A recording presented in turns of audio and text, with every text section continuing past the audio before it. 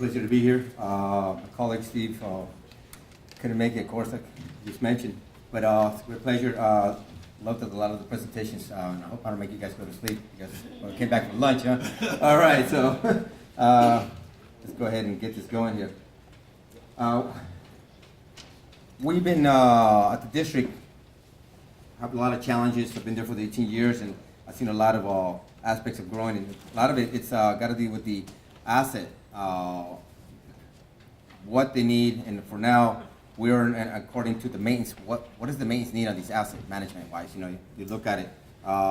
Give you a little history back. When I first started the agency, we had about, in our time, every day, about 2 SSOs or overflows. Okay, that was a lot. That was our time. Reactive, and then we started looking at things.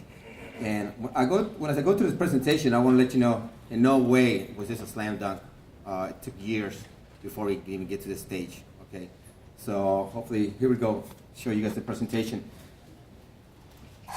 What we wanted to achieve first, a couple years ago, we started talking about it, and what do we want to set as goals? My manager, we started talking about it. Had a different position at that time, but the same concept, getting our pipes, having a risk model for them, okay? Because we didn't know. It was all gut feeling. The operators knew, they had the knowledge. We didn't know what we had in them, what it was. We didn't even have a CCTV condition assessment during that time. We didn't know what was in there. So then we also wanted, our goal was to get each of the frequency pipes of the asset on a schedule plan. What we're gonna do. Everybody had ideas. There was hundreds of variables to consider, to what would make a pipe to have its right schedule, variables, throughout variables. We're trying to figure out a simple method. That was hard, really, because there are a lot of variables in there we wanted to do. But then, of course, we wanted to have the service, which we weren't given because just totally reactive during our time on that. And then we started developing a cleaning model. Our goal with the cleaning model was to prevent all the SSOs on there. I'll give you a little brief history on what happened, some of the things that we did, and what went into the model, okay, to consider it and what today what we're achieving also. And one of the things was to inventory all our assets. We didn't know where they were mapped. We had paper maps in the time. The staff some of the staff knew how to get to them, etc. And we'll also talk a little bit lessons learned from us, what we met, and also our present model, what we're doing, and future outlook. First thing, all of our pipes we cleaned with basically, we decided that the focus was, before we got this going, was crew starting in one end of the district, did a big old circle, all pipes cleaned, no matter what was in there. We just cleaned it, okay? Didn't matter. The crew just went in there, cleaned it, done. But of course, that wasn't working. We were having a lot of SSOs still during that time. There was no reason to clean the pipe. Just, hey, get a tool in there. That was the objective. Hey, get a tool in there, and hopefully it'll maintain itself. That was the zero asset management on it, on that aspect of it. Then we started looking into CMMS systems. We decided to use, after looking at a lot of the systems out there, we decided to go with Infonet, okay? It was a simplified system, maybe one of the most complex, and it couldn't take a lot of the things that some other systems could, but it was gonna achieve for that moment what we needed. And of course, one of the biggest things was the budget. We didn't have that kind of money to invest in that bigger system. So this was a pretty good system for us. We still have it, it's working really good, and we're getting better at it as we use it, the Infonet. And then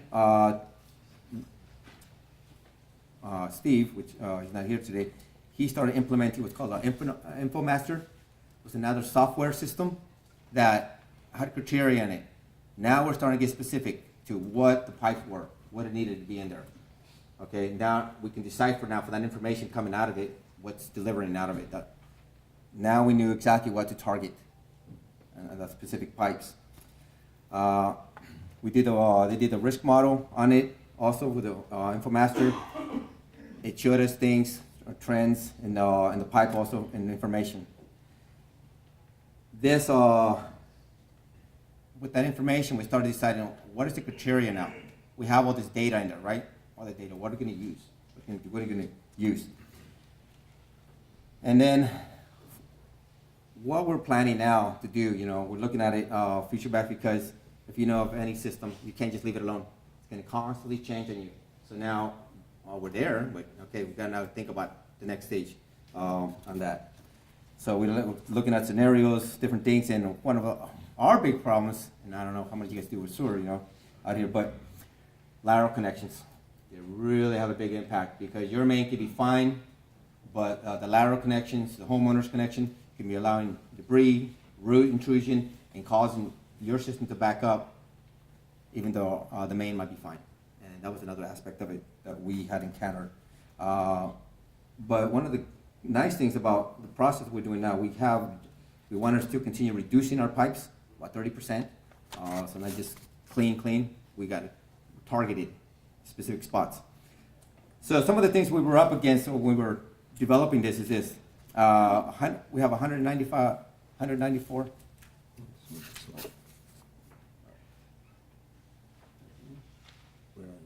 And right there. Okay, thank you. Should look at that little screen better there. Some of the things we had to consider against our system. We have 194 miles of gravity sewer on there. Several of the units, and like I said, once again, one of the biggest concerns was the private laterals.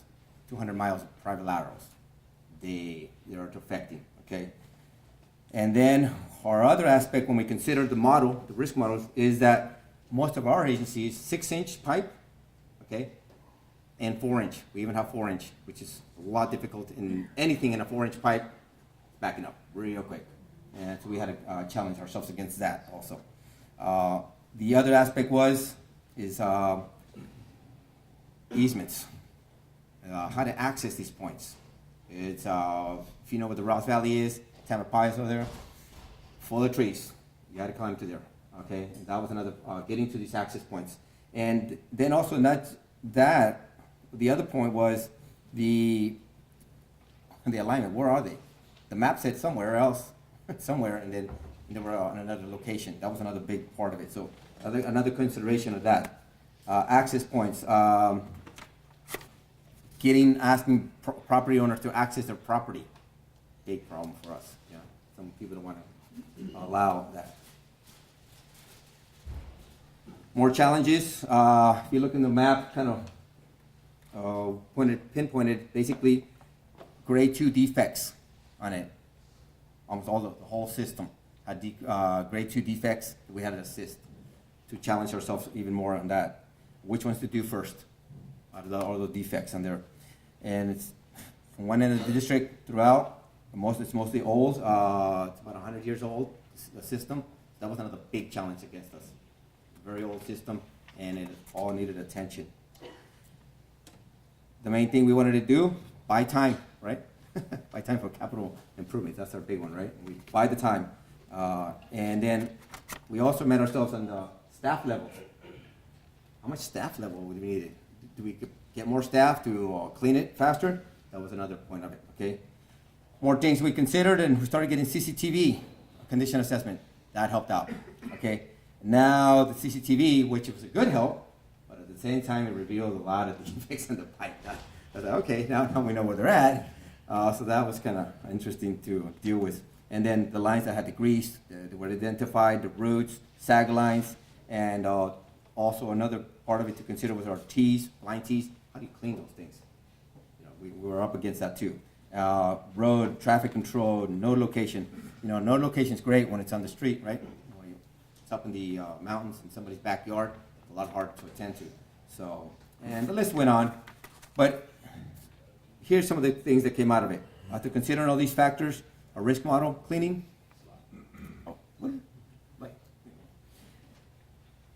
First buy-off, I heard everybody say this, got to get the buy-off from the operators.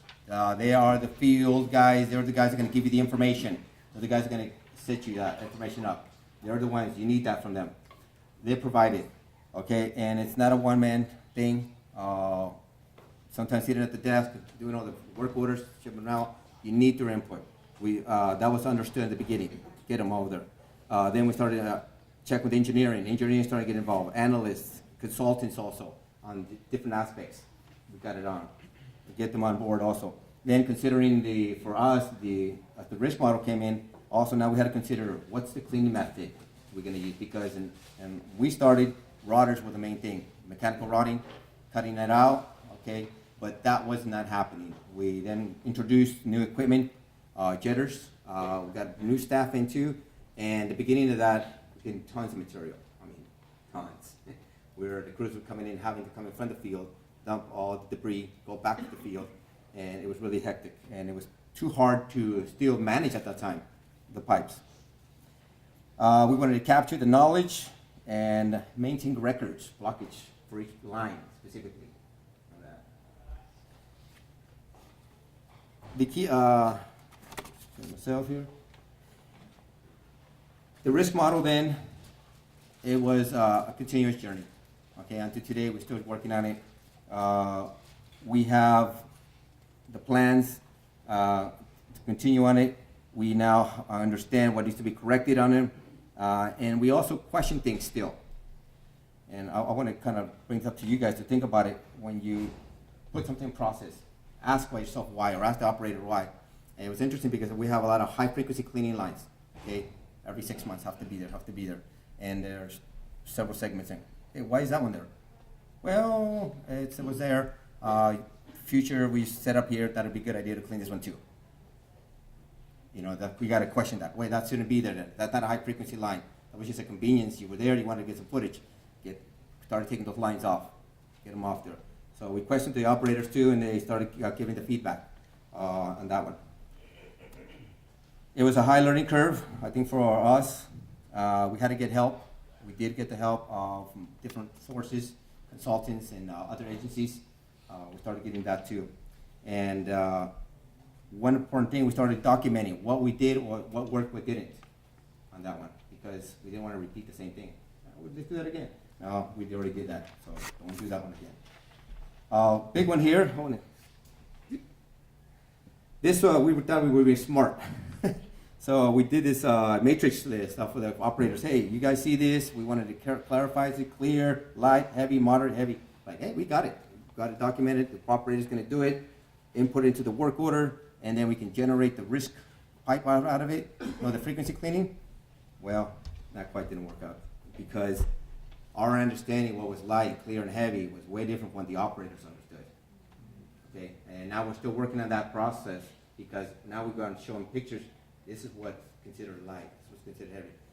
Now our risk model, our pipes, show more accurate information. So because everybody's in the same thought, what is that? Okay, so the model is becoming more clearer. So on that. The use of InfoMaster was kind of neat too. We got the consultant in, set it all up, started putting the pipes in them from the information generated from the operators from InfoMaster, and it started spitting out what that line should be at, 1 year, 5 years, etc. And that. Now, what was used to determine that was the pipe size, pipe material, the slope to, maintenance history, grease, roots, all that kind of material, all dumped into that system, the software, to pull it back. Also private SSOs, public SSOs. What about if it was close to a school? What's the higher priority, Going to school, being next to schools, that was considered too. So, and creeks, hydraulic capacity. InfoMaster spit that out. We're still using that, but we're also considering that we also need to learn that it's just software. You got to go out there and also check it, because it does not always jivey. So you might have to adjust to that. For future, we wanted to reduce pipe cleaning, right? We want to reduce our 751 high frequency cleaning lines, and we want to get that down for now. Also, we want to reduce our 32 miles of 8-inch pipe. Now, with the risk model, we can start doing that. We want to justify it. Know our information.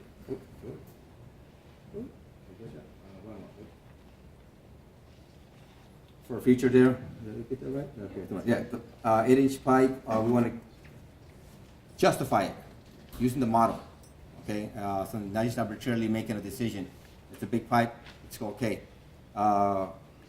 Using the information from the CCTV assessment and then put it into the model, getting that information out of it too. So, and documenting our information. We also have quarterly meetings that we get together, check out the information, see where we're at on that one.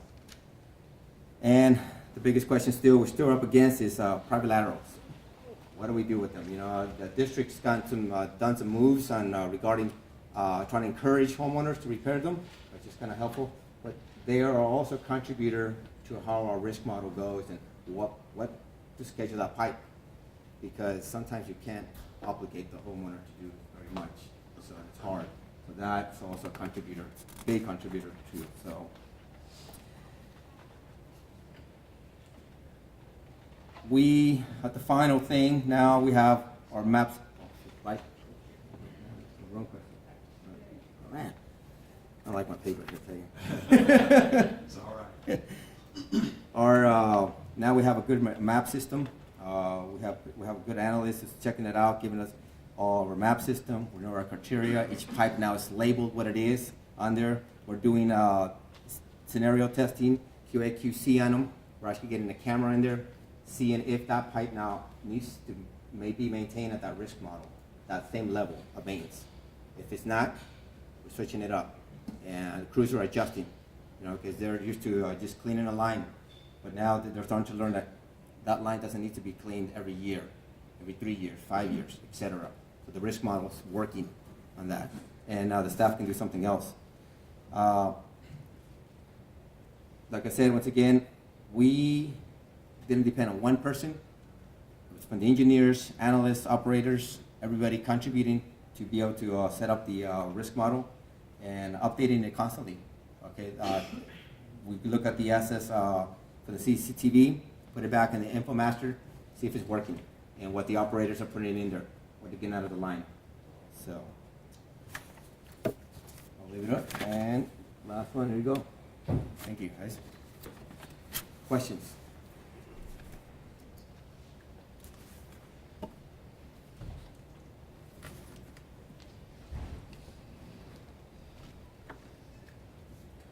So I was just curious if you ran into any issues with coordination of the maintenance on the pipes once you changed your strategy to going after the high-risk ones from going around doing the entire thing. Did you have to coordinate the CCTV and the hydro?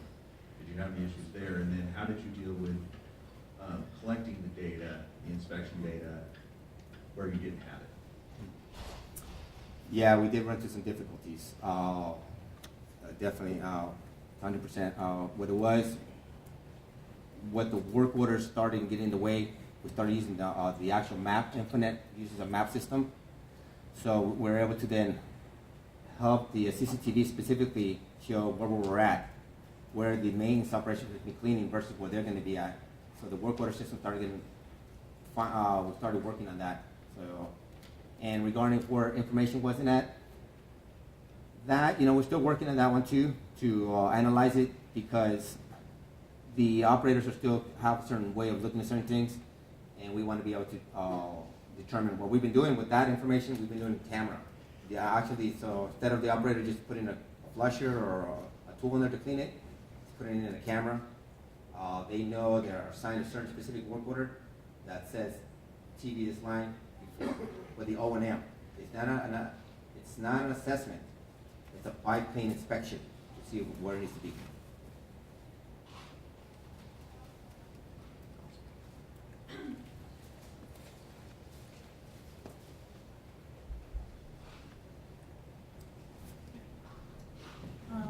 You discussed the fact that most of the district was a grade 2.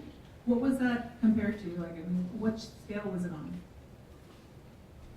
That was used on the condition assessment, what CCTV gave us on that one. So whatever grade they were giving it by that time, that's when it was based on the CCTV assessment. Okay. But was it out of 5 or?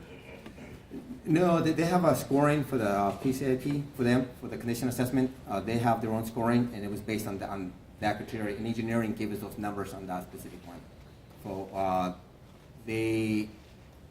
I think they do a 1 to 5 on there, on the condition assessment thing, but it's based on what the criteria they gave us, that one. All we knew that we were, the grade 2s, we were introducing all the roots and all that kind of stuff in there.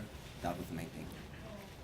It wasn't the maintenance, it was driven by the condition assessment, CCTV.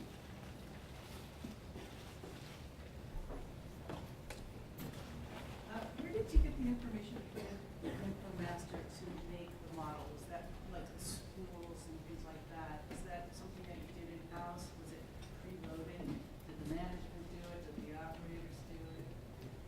A good question. It was based, Steve Mixes was, and Catherine, one of our engineers, they started looking into it.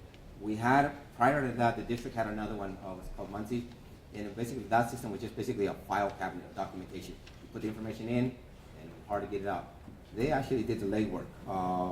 The engineer and my operations manager, they went out, and they went out to different agencies, looked at it, and they looked at city works and all that. The biggest factor in that was the money issue at that moment. How much money did we have to buy the CMMS? You know, they cost a lot. So we were restricted to a certain amount, but they did the legwork. They went to Richmond also. There was a couple, somebody using it there, and they asked a couple ones. At that moment, it was the cheapest one, and it was the simplest system to use.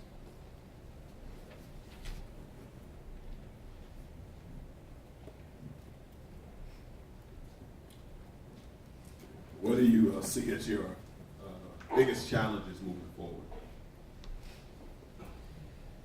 Biggest challenge right now, I think we're faced on the capital improvements to reflect the change in the risk model. It's we're actually working on that right now. At the moment is as they repairing the pipe, I have to adjust, reschedule everything again because the district is doing a lot. They've done 8 miles of repair, so I have to be quick enough to adjust all the pipe again to reflect it, so I don't repeat work orders.